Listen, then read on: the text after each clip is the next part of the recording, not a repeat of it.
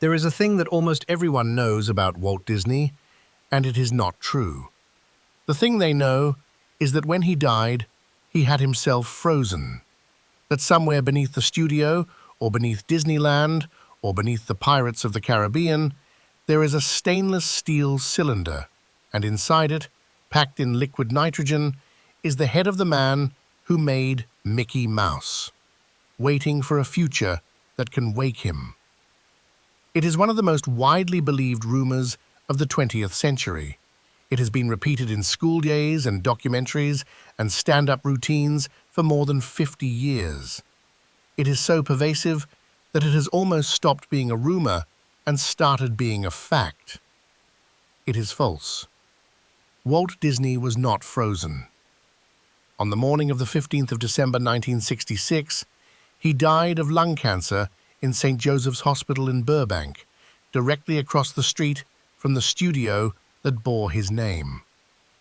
2 days later, his body was cremated. There was no cylinder. There was no liquid nitrogen. His ashes are in a small plot at Forest Lawn, in a quiet corner of the cemetery, chosen so that, in the words of one biographer, he would not be alone in death, as he had so often been alone in life. The funeral was tiny. By his own instruction, only the family attended. He had been so frightened of death that he left no instructions for his own burial, except that it be small and private, and that it avoid the undignified public spectacle he had seen at other celebrity funerals. At the end of the service, they played the Battle Hymn of the Republic, which he had loved, and his wife of 41 years, Lillian, walked to the front of the church, placed both hands on the coffin, and said twice, "I loved you so much. I loved you so much." That is how he actually left the world. Not frozen, cremated. Not waiting to return. Gone. So where did the ice come from? The rumor seems to have surfaced within weeks of his death, in a tabloid, under a headline promising that Walt Disney was being kept alive in a deep freeze. It quoted a studio librarian who claimed Disney had accumulated a file of films about cryogenics, and an acquaintance who said the producer had been obsessed with them. One of his biographers, Mark Elliott, would later write that Disney genuinely had explored the science of freezing the human body and was, at least for a time, intrigued by the idea of being frozen himself. Another, Neil Gabler, working from the studio archive, found no evidence of any such plan and concluded the whole legend was invention. But notice what the rumor is really saying. It is not, at bottom, a claim about cryogenics.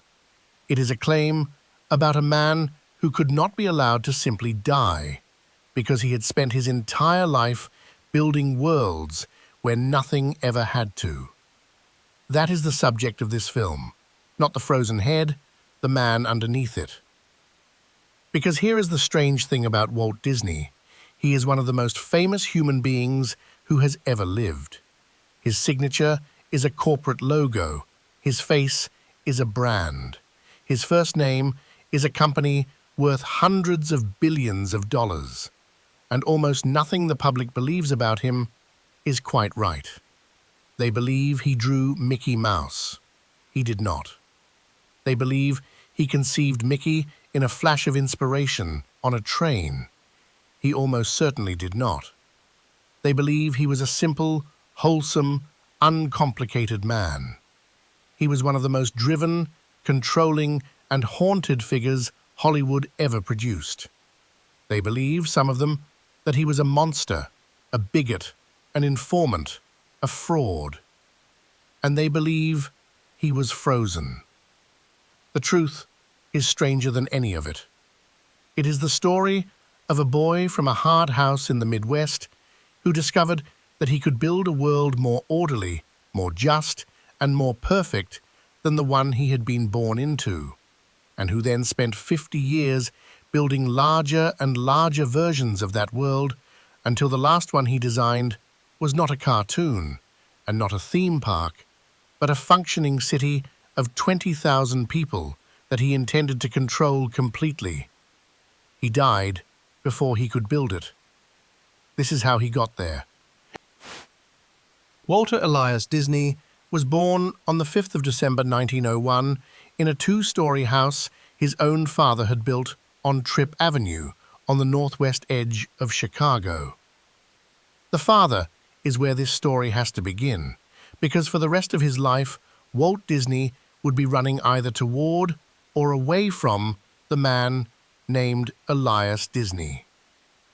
Elias was a Canadian-born carpenter, farmer, and failed businessman, a stern, restless, deeply moralistic man who chased one collapsing venture after another across the American map, and who believed that idleness and pleasure were close to sin. He was a socialist. He played the fiddle. He did not drink, did not smoke, and did not, as far as anyone could tell, know how to show affection to his children. His wife, Flora, was the warmth in the house, literate, capable, quietly funny, a woman who worked construction sites alongside her husband, hammering planks. There were 5 children who survived: Herbert, Raymond, Roy, Walter, and last, Ruth. Of the sons, it was Roy, 8 years older than Walt, who would matter most. Remember him. Everything Walt Disney ever built, Roy Disney paid for. In 1906, when Walt was 4, Elias moved the family to a farm outside Marceline, Missouri. They were there for barely 5 years. Walt would spend the rest of his life trying to get back. Marceline became, in his memory, a lost paradise, a place of orchards and animals, of a swimming hole and a fiddle on Sunday afternoons, of an uncle who drove the train between Marceline and Fort Madison and arrived on foot with a striped bag of candy.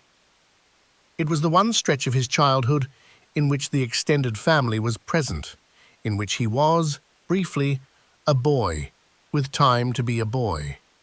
He drew his first pictures there. He fell in love with trains there.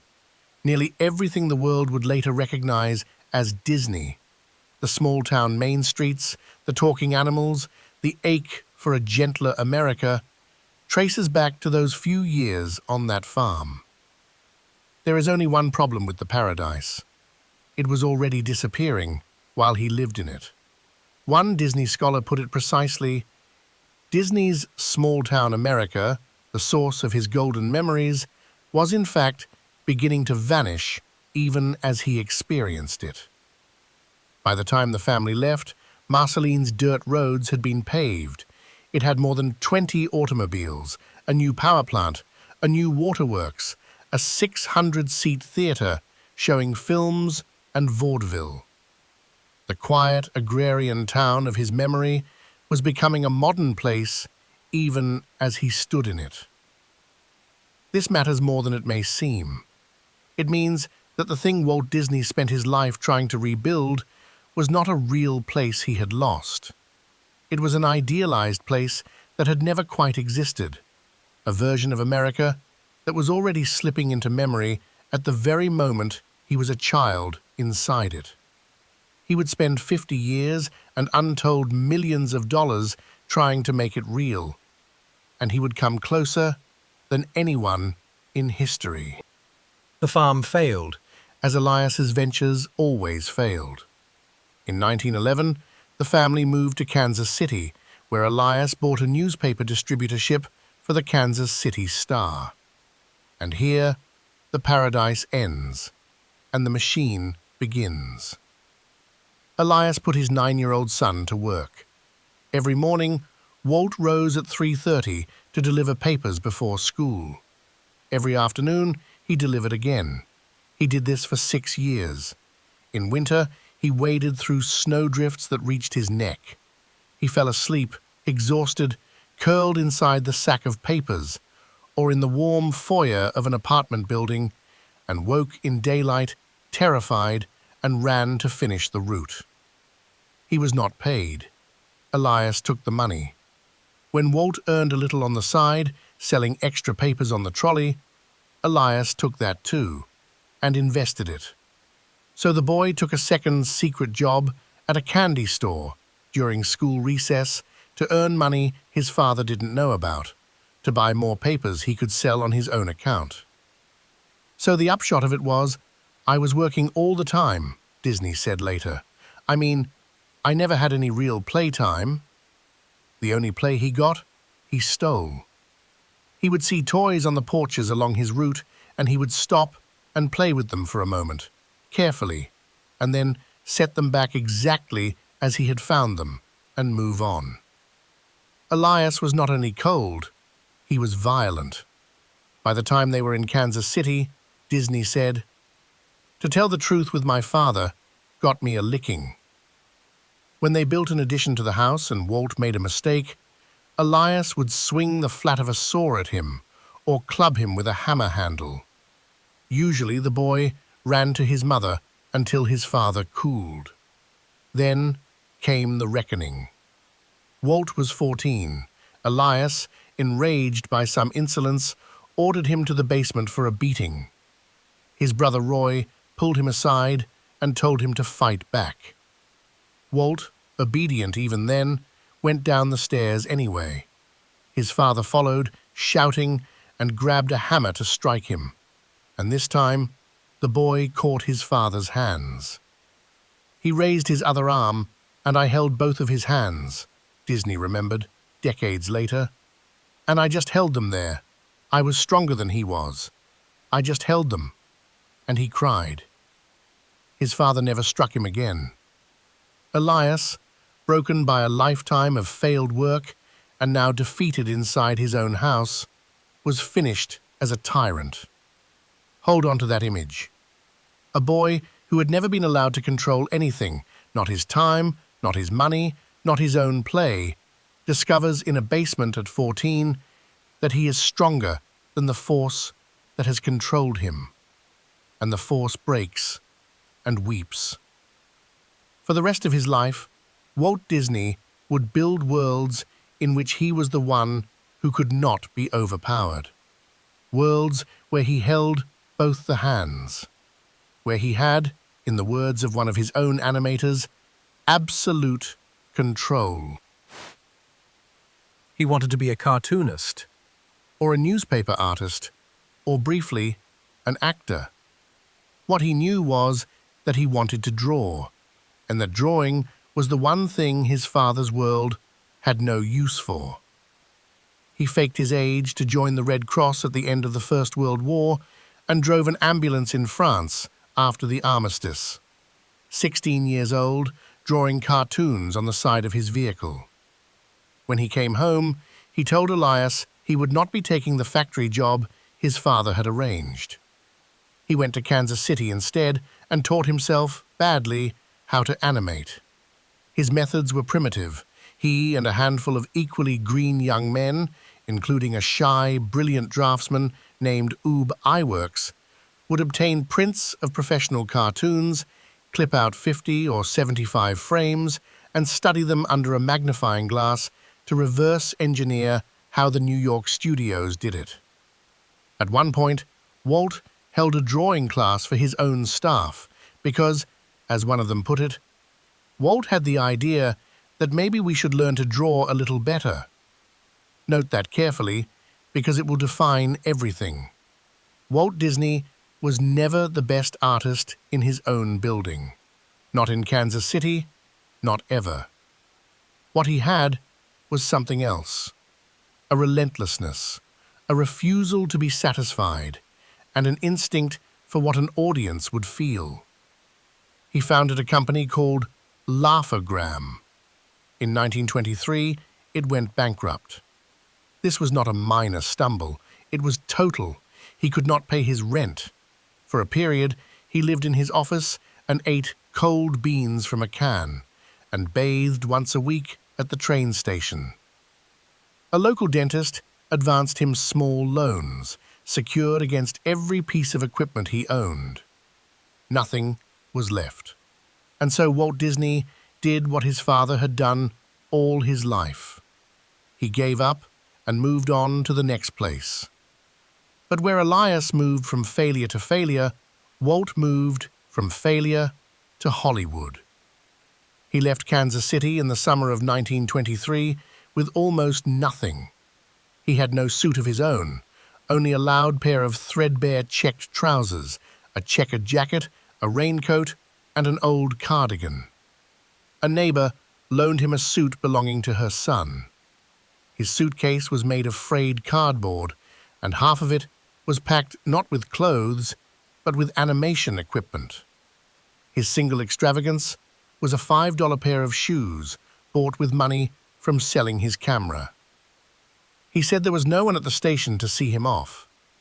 He was 21 years old, and he arrived in Los Angeles with a cardboard suitcase and a brother named Roy, who was in a veterans hospital nearby, recovering from tuberculosis.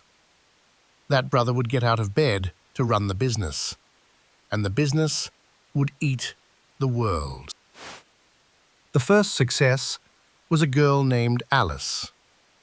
The Alice comedies put a real child actress into a hand-drawn cartoon world, a technical novelty at the time, and they sold. They were distributed through a New York woman named Margaret Winkler, one of the very few women running a distribution operation in the industry, and then, increasingly, through the man she married, Charles Mintz. Remember Mintz? He is the first of the betrayals, and the betrayals are the pattern. Mintz was 34, cold, and ruthless, a grim-faced man, in the words of one employee, with a pair of cold eyes glittering behind the pince-nez, who surveyed his staff like an admiral surveying a row of stanchions. His most prized possession was a collection of police badges. He was, in other words, a man who loved control at least as much as Walt Disney did, and who was, for the moment, above him. By 1927, Alice was fading, and Disney and iWorks created something new for Mintz to sell to Universal, a black-and-white character called Oswald the Lucky Rabbit. Oswald worked. He was popular. For the first time, the little studio had a genuine hit, and Walt Disney allowed himself to believe he had arrived. In early 1928, he took the train to New York to negotiate a better contract for Oswald with Mintz. Mintz offered him less. When Disney, stunned, refused, Mintz revealed the trap he had built. Under the contract, Universal, not Disney, owned Oswald the Lucky Rabbit outright. And while Disney had been making the rabbit famous, Mintz had quietly gone behind his back and signed nearly his entire staff of animators. They would keep producing Oswald, under Mintz's control, without Walt Disney at all. He had lost his character. He had lost his artists. He had been made expendable at his own company. Walt had suffered 2 heavy blows, Gabler writes. He had become expendable at his own company, and his own employees had betrayed him. This is the moment the legend loves, because of what supposedly happened next. The story, the one Disney would tell, the one printed 1,000 times, is that on the long train ride home from that catastrophe in New York, defeated and broke, Walt Disney looked out the window and, in a burst of pure creative defiance, invented a mouse. A mouse who would make him untouchable. He would name him, the story goes, and his wife would suggest a softer name, and the mouse would be called Mickey. It is a beautiful story. A man robbed of everything conjures out of thin air and spite the most famous cartoon character in history. It is also, almost certainly, not what happened. Let us be careful here, because this is exactly the kind of place where the myth and the record separate, and where the difference tells you something true. Start with the man's own mood. In the legend, Disney steps off the train bursting with confidence, a new character in his pocket. But the people who actually met him at the station remembered something else entirely. Lillian, his wife, said Roy met them and found Walt unable to make any deal and unimpressed by his own ideas. Ub Iwerks was blunter. He called it one of the absolute low points in Walt's life. Usually Walt was very enthusiastic and bubbly and bouncy, no matter what happened, Iwerks said. But he had met a stone wall in the East. That is not a man who has just conceived Mickey Mouse in a flash of genius. That is a man who has just been robbed. Then there is the mouse itself. The romantic version says Walt had befriended a tame mouse back in his Kansas City studio and remembered it and drew it into being. But Lillian herself admitted that the Kansas City mouse stories were, in her word, apocryphal. "We simply thought the mouse would make a cute character to animate," she said. Mice were everywhere in the cartoons of the period, in the Aesop's fables, films Disney openly copied, in the Alice comedies, on his own studio's publicity posters. And the design, the actual physical Mickey Mouse, the round ears and the round body that the whole world would recognize, that was not drawn by Walt Disney. Walt's version, according to the men who were in the room, was long and skinny. "Walt designed a mouse," said one animator, "but it wasn't any good. It was Ub Iwerks who fixed him." Iwerks, the shy genius, the fastest, finest draftsman Disney ever had, took the rough idea and rendered it into the form we know. "Pear-shaped body," Iwerks described it. "Ball on top, couple of thin legs. You gave it long ears and it was a rabbit. Short ears, it was a cat. Ears hanging down, a dog. With an elongated nose, it became a mouse." He was, in the words of one historian, designed for maximum ease of animation. Circles are simply faster to draw. So the truth is this. Mickey Mouse was not a bolt of lightning on a train. He was a committee. Walt's instinct, Iwerks's pencil, the borrowed conventions of a dozen earlier cartoons, all assembled by three desperate men flipping through magazines in a bungalow, trying to save a company that had just been gutted. Which does not make him less remarkable. It makes the story of his creation exactly like the story of everything else Walt Disney ever made. Less an act of solitary genius than an act of assembly and of will and of taking. Disney's gift was not the pencil. It was knowing, better than anyone alive, what to do with what other people's pencils produced, and how to put his own name on the front of it.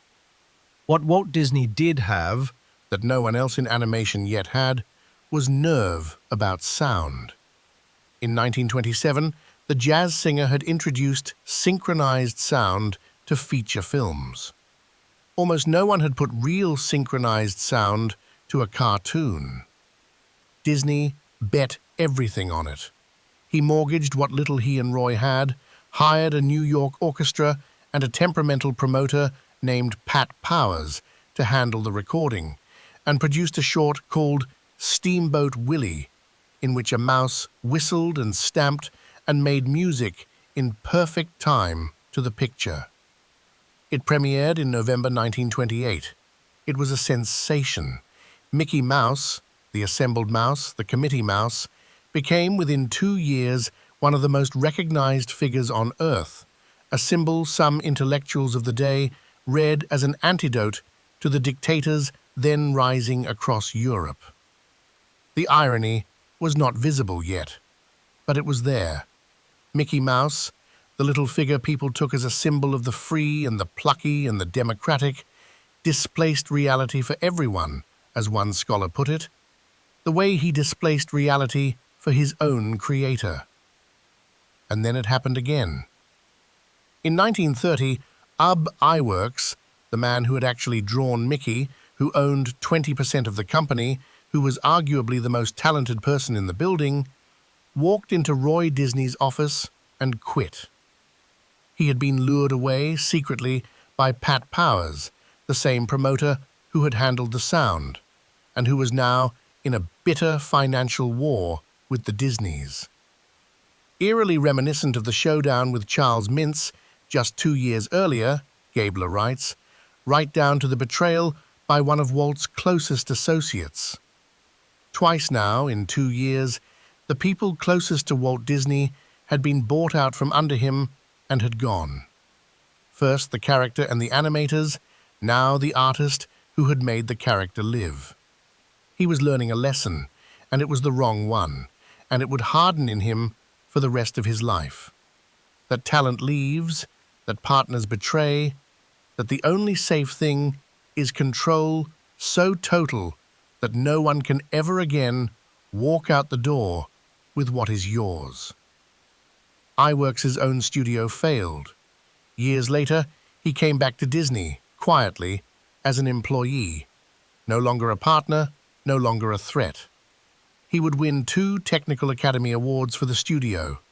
His name would be almost entirely forgotten by the public, folded into the single name on the door. In 1931, at the height of his early fame, the father of Mickey Mouse had a nervous breakdown. The official cause was overwork. The real cause was deeper, and it is the key to the whole man. Gabler names it exactly. Walt Disney could not secure his fantasy world against the assaults of the real world, could not, in fact, make it perfect enough or impregnable enough, which led to his breakdown. There it is, the whole architecture of his life in a sentence. He was trying to build something the real world could not get into, and the real world kept getting in, through Mintz, through iWorks, through money, through the sheer imperfection of things, and it broke him. His doctor ordered him away from the studio. He and Lillian traveled, Cuba, the Panama Canal, Washington. And in Washington, waiting to feel human again, Walt Disney sat on park benches in the winter of his collapse and fed the pigeons. He came back changed. He took up sports he'd never had time for as a boy. Swimming, riding, boxing, golf, which he played so badly and with such rage that Lillian said watching him miss a stroke left her helplessly hysterical. He said the breakdown had woke me up to the fact that life is sweet and work is not everything. It was a lie, he told himself. Work was, in fact, everything. He simply learned to hide it better and to point it at a single, enormous target. The target was a feature-length cartoon. In the mid-1930s, this was regarded as lunacy. Cartoons were 7-minute novelties that ran before the real movie. The idea that an audience would sit through 80 minutes of drawings, that they would care about a drawing, cry for a drawing, was, in the industry's confident opinion, absurd.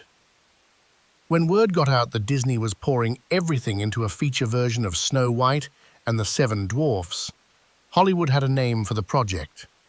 They called it Disney's Folly. He bet the company on it. As the budget ballooned past $1.5 million, an unthinkable sum for a cartoon, he mortgaged his own house and refinanced the studio. I had to mortgage, he said simply, of that period. He was doing precisely what he watched his father do, and precisely what he had sworn never to do. Risk everything, leverage everything on a dream other people called impossible.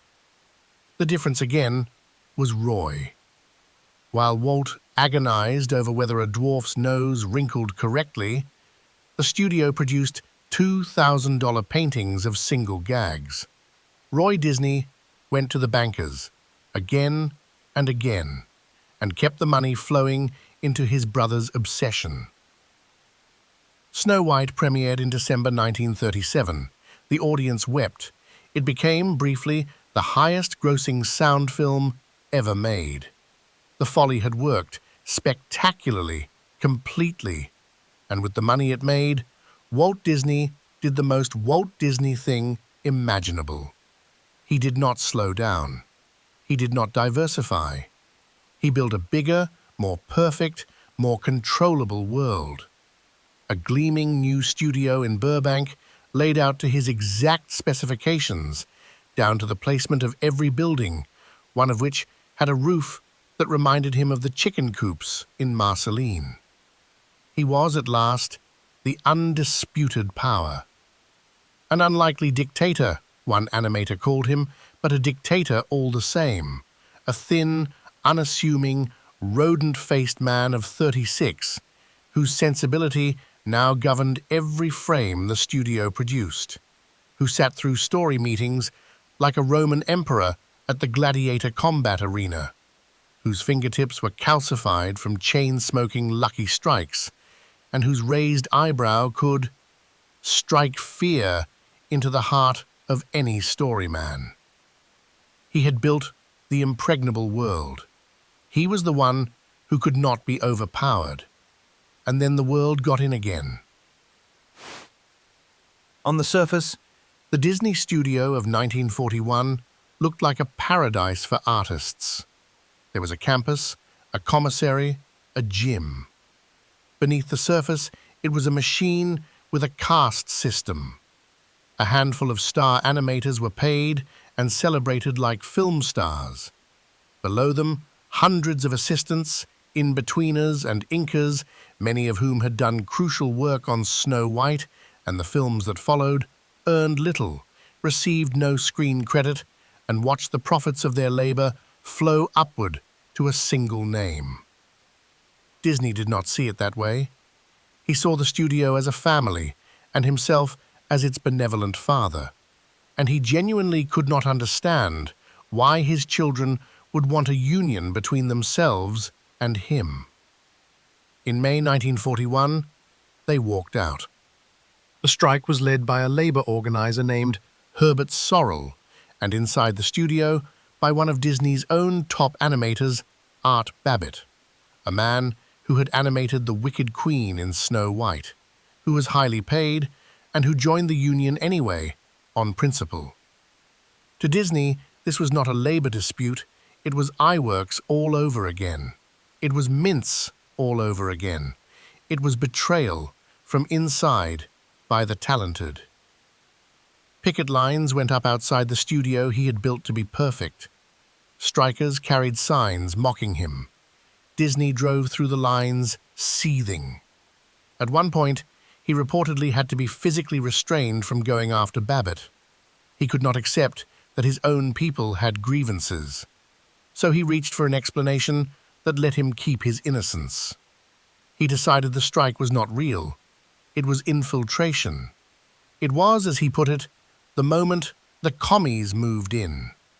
His brother Roy agreed. Money was never the basic problem in this thing as much as communism. This was, the record strongly suggests, false. The strikers had real complaints about pay and credit and firings.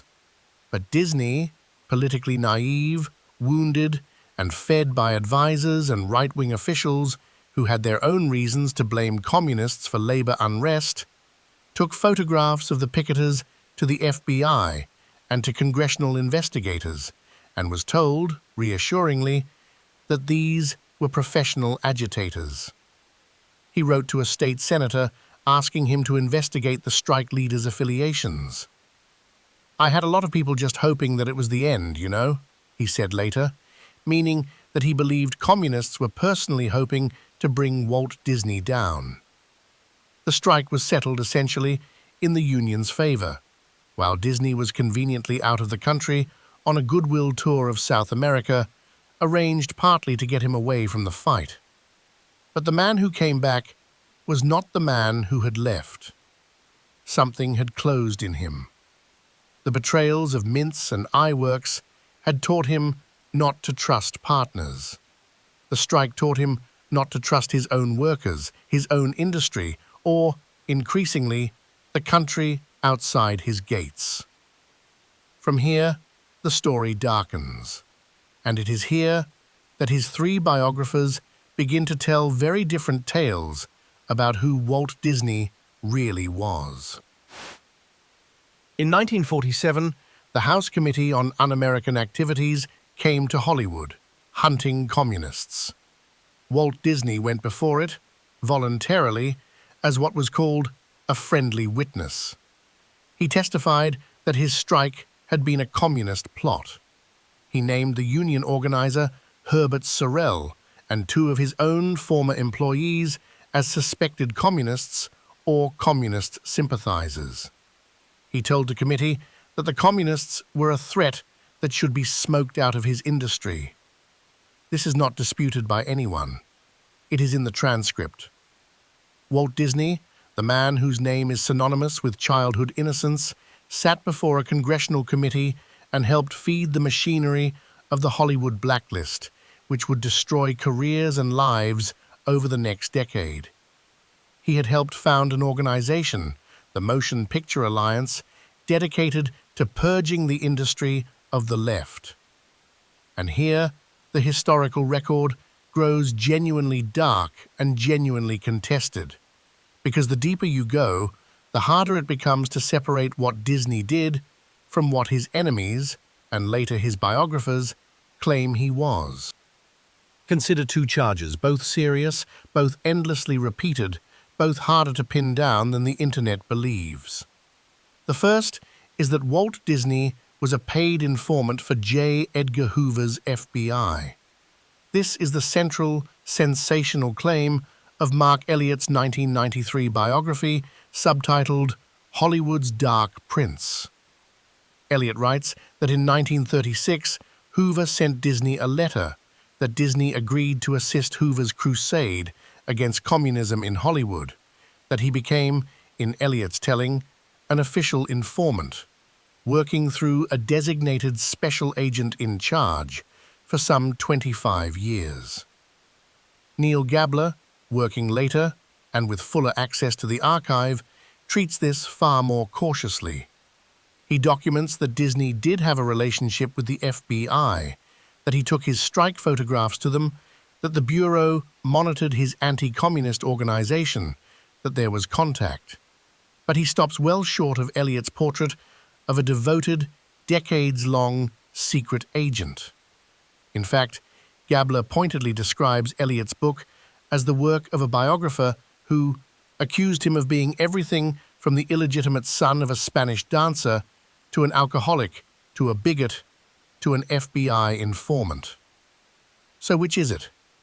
The honest answer is that Disney unquestionably cooperated with the FBI and unquestionably shared its aims, and that whether that cooperation rose to the level of informant depends heavily on how much weight you give to documents that Elliott reads as damning and Gabler reads as ordinary.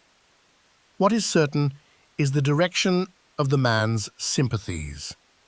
He was a committed, sometimes bitter anti-communist who was comfortable handing names to the government. Whether he wore a badge is, at this distance, a question the sources cannot fully close. The second charge is uglier and even harder. Was Walt Disney an anti-Semite? It is one of the most durable accusations attached to his name, and it deserves to be examined rather than shouted. Here is what the record actually supports in Gabler's careful reading. There is no evidence that Disney was a violent or ideological bigot. What there is a pattern of what Gabler calls casual insensitivity, crude ethnic caricature in certain early cartoons, of the kind that was shamefully common in the entire industry of that era. There is the fact that the Disney studio was one of the very few major Hollywood operations not run by Jewish executives in an industry largely built by Jewish immigrants, which, combined with Disney's later alliance with the reactionary right, hardened into a perception that the studio was hostile to Jews. And then there is the detail that complicates the neat verdict in both directions. The head of Disney's own merchandising empire the man who turned Mickey Mouse into a commercial colossus, was a Jew named K. Kamen. When a photograph of Walt and Lillian ran in a Hebrew newspaper, Kamen clipped it and sent it to Roy Disney with a dry note. This proves that we are not prejudiced. The most defensible reading is neither the hagiography nor the hit piece. Walt Disney does not appear to have been a crusading racist. He does appear to have been a man of his time and place, capable of thoughtless caricature, politically aligned with people and movements that trafficked in prejudice, and indifferent to how all of it landed on the people it wounded. That is a smaller charge than monster. It is a larger one than innocent. It is, like most true things about him, uncomfortable precisely because it will not resolve into a cartoon. Which brings us to the strangest accusation of all, the one about where he came from. Somewhere in the world, Right now, there may be people who believe that Walt Disney was not American at all. The claim is this, that Walter Elias Disney was born not in Chicago, but in the village of Mojaca in southern Spain. That he was the illegitimate son of a Spanish washerwoman and a local man. That he was adopted as an infant by Elias and Flora Disney and brought to America. And that Walt himself came to suspect the truth, became obsessed with it, and even sent investigators, or went himself, to Spain to search the records. This is the sensational heart of Mark Elliott's biography. In Elliott's telling, the discovery that no birth certificate could be found became the secret wound of Disney's life. Elliott writes that when Disney tried to obtain the document, allegedly at the request of the FBI, needing it for a security clearance, he was told that no such certificate existed, and that this launched a lifelong, tormented search into whether he was adopted, or worse, illegitimate. It is a remarkable story. A man who built an empire on wholesome American nostalgia, secretly convinced he was a foreign foundling, obsessively hunting his own origins. If it were true, it would reframe everything, the whole manufactured Americana of Disneyland, as the overcompensation of a man who feared he did not belong to America at all. And it appears not to be true. Here is what the archive shows in Gabler's account. Walt Disney had no birth certificate for a simple, dull reason. He was born in 1901 in a private home, and what his parents obtained was a baptismal certificate, not a state birth record. This was entirely ordinary for the time and place.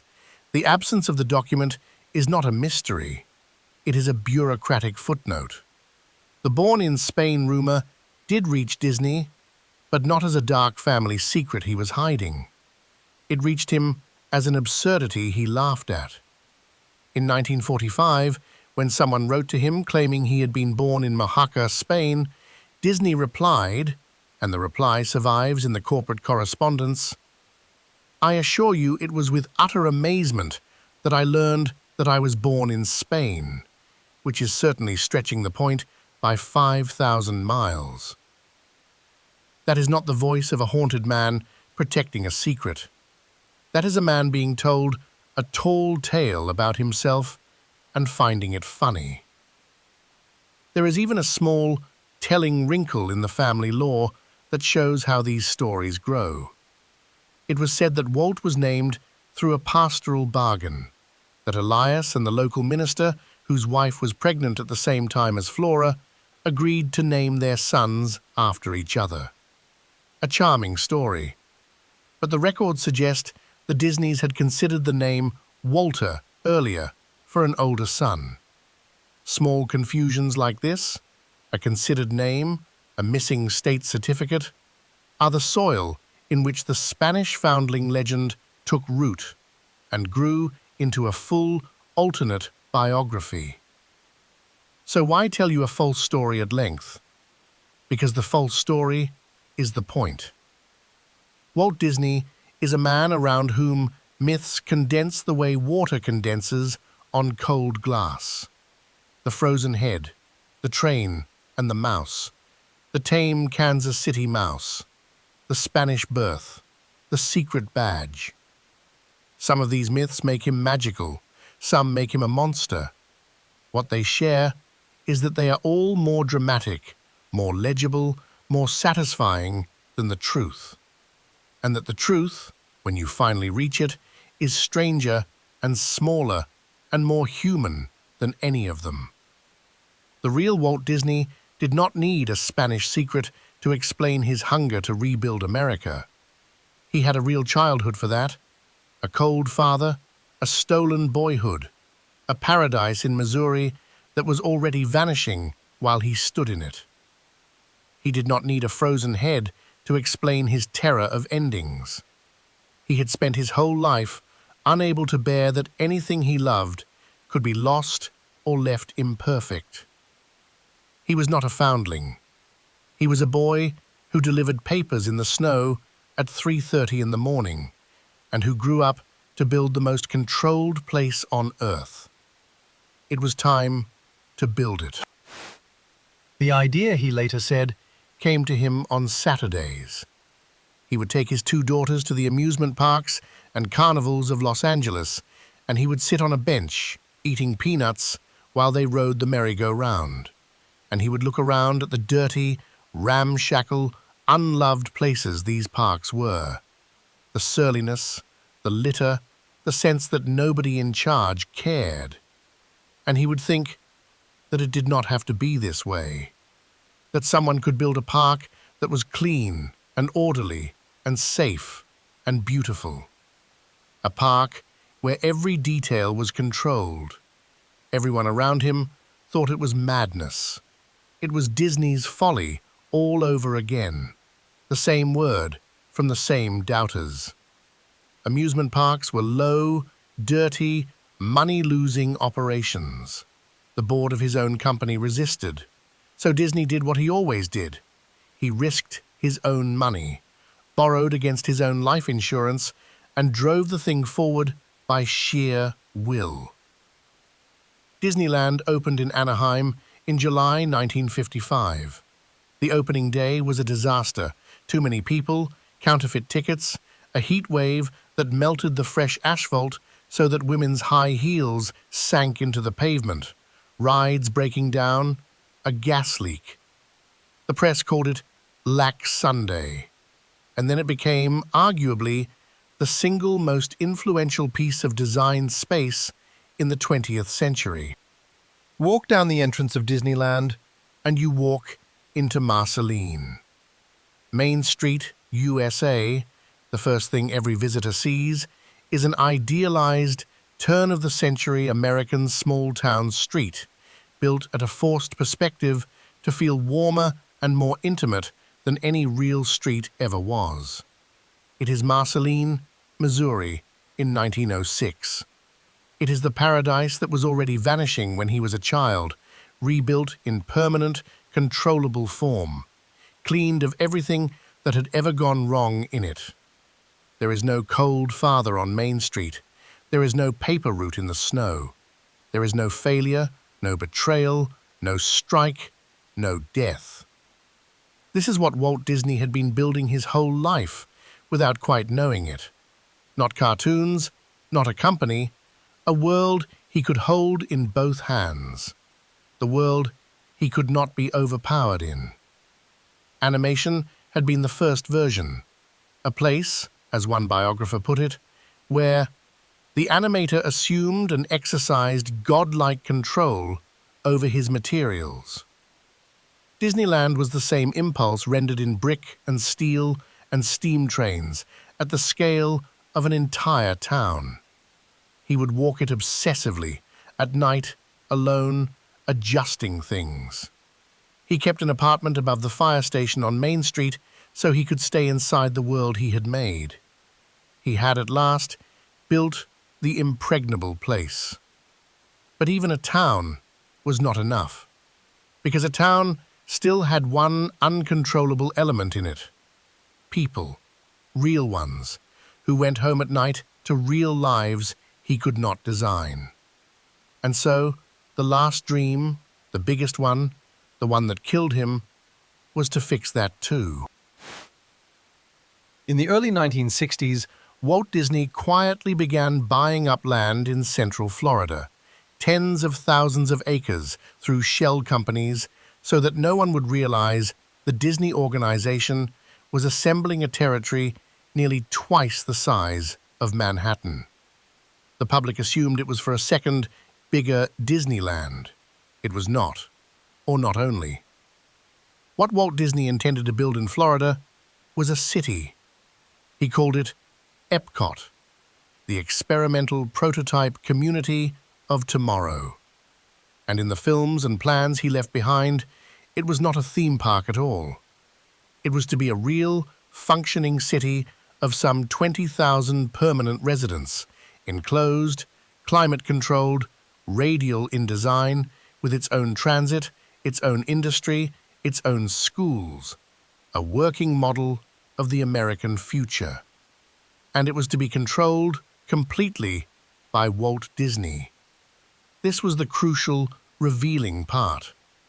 In Disney's conception, the residents of EPCOT would not own their homes. There would be no landowners to answer to.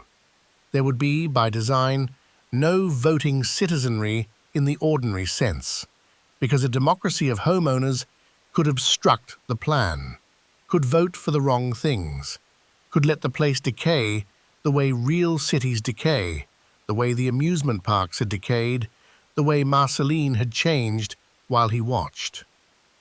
The city of tomorrow would be perfect because it would never be allowed to fall under the control of the imperfect people living in it. It is the exact structure of his entire life, followed to its logical end. The boy who was controlled by his father built a medium he could control absolutely. The man who was betrayed by his partners built a studio he ruled absolutely. The father who could not keep the real world out of his fantasy built a town, and then reached past the town for something no one had ever built. A city where 20,000 human beings would live inside his imagination and could not vote it out of existence. He was going to hold everyone's hands. He did not get to build it. Walt Disney was a chain smoker, 3 packs a day, Lucky Strikes, and later unfiltered Camels, a habit he had carried since France in 1918, so ingrained that his fingertips were stained and calcified from it, and his hacking cough was a signal his own staff had learned to dread, a klaxon of his approach. In November 1966, doctors preparing to operate on an old neck injury found a spot on his left lung the size of a walnut. It was cancer. He almost certainly knew. He carried in his pocket a telegram from the actor John Wayne, another lung cancer patient, that read simply, "Welcome to the club." The studio put out a press release about a polo injury. He never spoke of the cancer to anyone. They removed part of the lung. It had already spread. He was by then so thin that the man who had spent his life terrified of endings could feel his own ending arriving. And a nurse who cared for him in his final days wrote afterward to the family that the poor man was so fearful. He died at 9:35 in the morning on the 15th of December, 1966, in a hospital directly across the street from his studio, close enough that from his window, at the end, he is said to have mapped out the Florida project on the ceiling tiles of his room, pointing out where each piece of his impossible city would go. The cause of death was cardiac arrest due to bronchogenic carcinoma, lung cancer from the cigarettes. He was 65 years old. EPCOT died with him. His brother Roy, the man who had paid for everything, from the cardboard suitcase days to the mortgaged house to Disneyland, came out of near retirement one last time to finish the Florida project. But Roy knew what the company could actually build and what it could not. A functioning city of 20,000 controlled citizens was the dream of one specific, singular, obsessive man, and that man was gone. So they built a theme park instead. When it opened in 1971, they named it Walt Disney World, and Roy insisted on the Walt so that no one would ever forget whose vision it had been.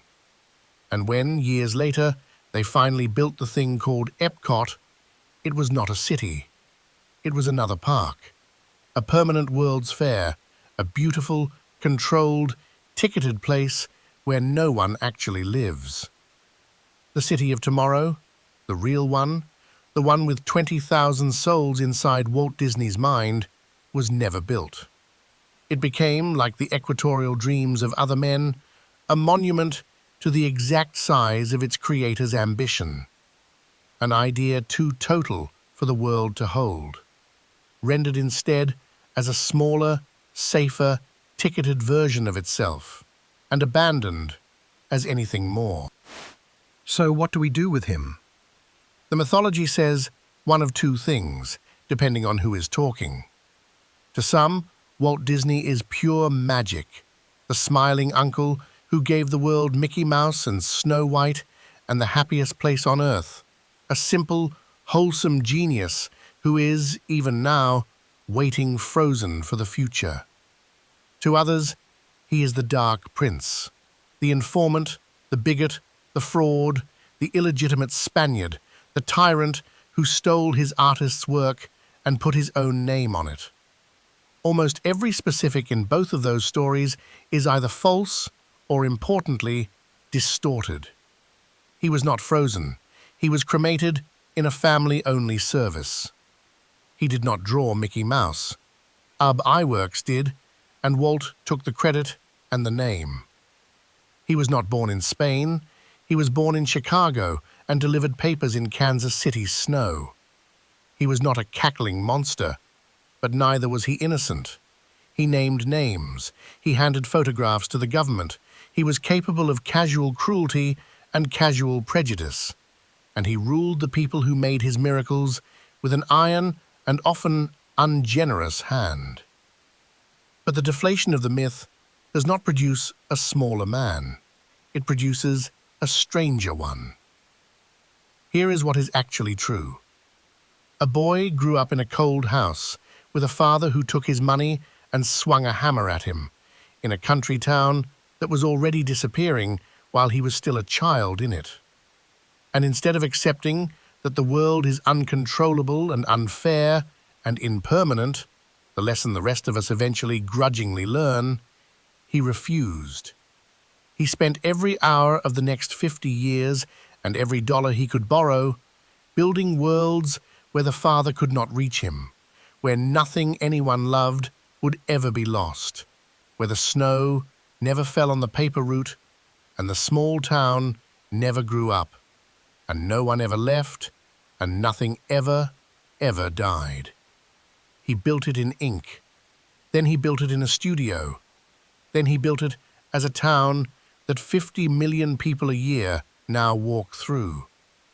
And at the very end, dying of the cigarettes, he was reaching to build it as a real city where real people would live forever, inside the mind of a man who could not bear a world he did not control. He was not, in the last analysis, a master of fun, or of innocence, or even of animation.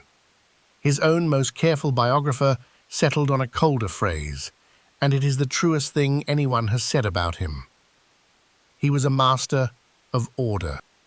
He died owing nothing and controlling everything in a room across the street from his studio, mapping an impossible city on the ceiling. And within weeks, the world, unable to accept that the man who made a place where nothing ends could himself simply end, invented a story about a steel cylinder and a frozen head and a future that would bring him back. It was not true. He was ash in a quiet corner of a cemetery, chosen so that he would not be alone. But you can understand why they needed the story. He had spent his whole life teaching them that the imperfect world could be held off, that the paradise could be rebuilt, that the thing you loved did not have to be lost. They believed him. That was his genius, and that was the deal.